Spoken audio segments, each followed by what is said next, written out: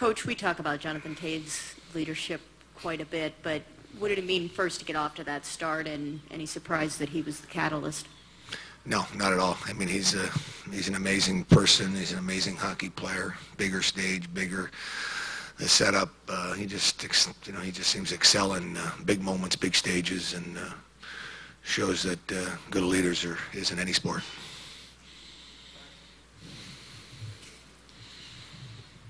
Joel, it seemed like the decision to put Kane and Toews together really kind of tipped the scales this series. Do you feel that way as well? And what type of boost did those guys give you against the Ducks?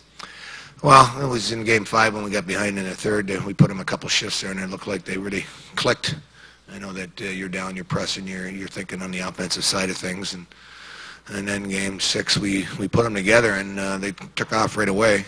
Sauter had a real good last part of this series where he was dominant in a lot of ways, and Kaner with his play and patience level and play selection, as good as it is, tasers, call it everything, really puts, gives us a lot of options offensively and defensively. They play the right way, so it was they really had a real couple of big games for us. Coach, just real quick, I know Brian Bickle didn't play much past the second period. Is he okay, or is it more of a personnel decision? We'll see on him. I think he should be fine. Okay. And also Kruger, because I know he should be fine too. Joel, just circling back to Patrick Kane, when you got him back for the start of the playoffs, did you think you would get this much this soon from him?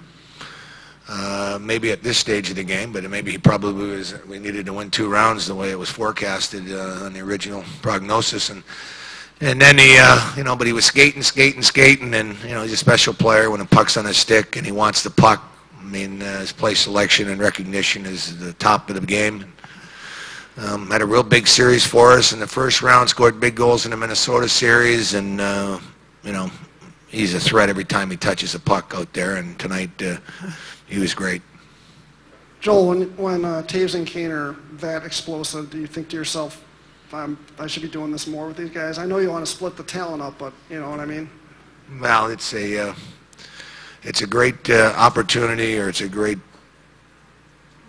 strength of our team is the depth and the balance, and we always feel if they got to be concerned with Johnny, Kaner's might free him up a little bit. It's a lot of teams got good top lines or good checking lines and a good top pair, and and sometimes that depth you can work it a little bit, but I think that sometimes on a need basis they get together a little bit more, and I think they get excited about it.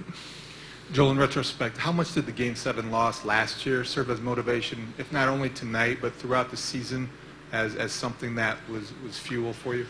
It was a tough thing to visit.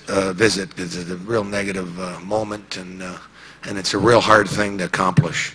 Last year, getting that far it's an amazing journey. It's a tough battle. There's a lot of tough ones, and then you got to get ready in training camp to think that, wow, you know how long it is to get to where we got today? It's like an eternity. We commend the guys' perseverance, finding ways, different challenges. Making the playoffs in today's game is a great accomplishment, especially when teams are excited about playing you, and that's just a testament to consistency and the way they prepare. Commend the guys that have been through it. Joel, how has Corey Crawford has progressed throughout the playoffs? Obviously, he had those early troubles, but it seems like he's maybe improved as the series have gone on. I think we've seen Crow in the playoffs. A lot of question marks when 2013 he was outstanding. Big factor in us winning. Last year, he was. You go that deep in the playoffs with your goaltender, he's got to be doing something right. And this year, I think Darrell's came in and call it what you want, but I think he won a couple of big games, but Corey stayed with it and got the net back, and showed what it's like to be a good pro.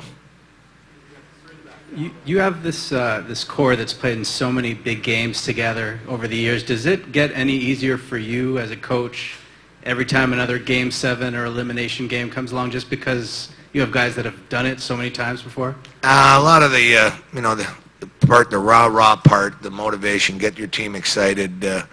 I don't say too much in that regard. I got terrible with the motivational speeches, but the guys are, it's about competing, and, guys, they demonstrate how you can be successful. They do their playing, do a lot of their talking for them.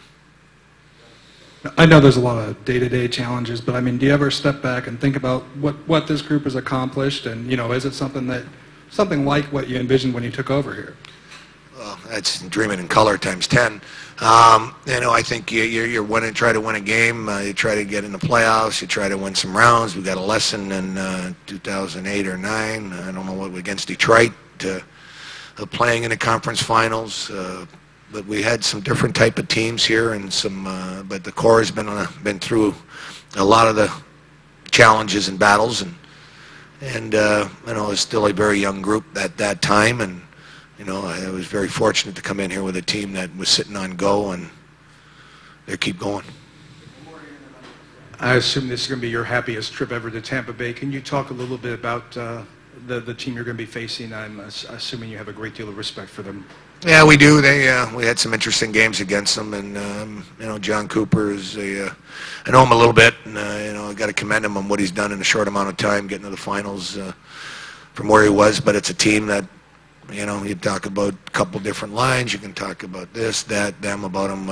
It's too early to delve into what they've been up to, but certainly watching their series against the Rangers, they got a lot of options as far as their skill and how dangerous they can be putting pucks in the net. Joel, how difficult was it for your coaching staff to figure out how to play the team on the other side? You guys, you went up against a pretty good coach and a former teammate of yours, and you guys had to come back, win the last 2 games, and take it into Game 7. Well, we felt that after Game 4, Game 5 was an amazing comeback by us, and the guys never say die, and it was a brutal loss going home. Every game was close. This was an amazing series. It's probably the most competitive one I've been a part of, and I felt that both teams left it out there going into Game 7. We had a great Game 7, and but we did some good things along the way, and they made us earn everything we got. Joel, with it being Tampa, there'll probably be a focus on Richards, 2004 Conn Smythe winner there. How did his game evolve over the year to get to where he is contributing the way he is right now?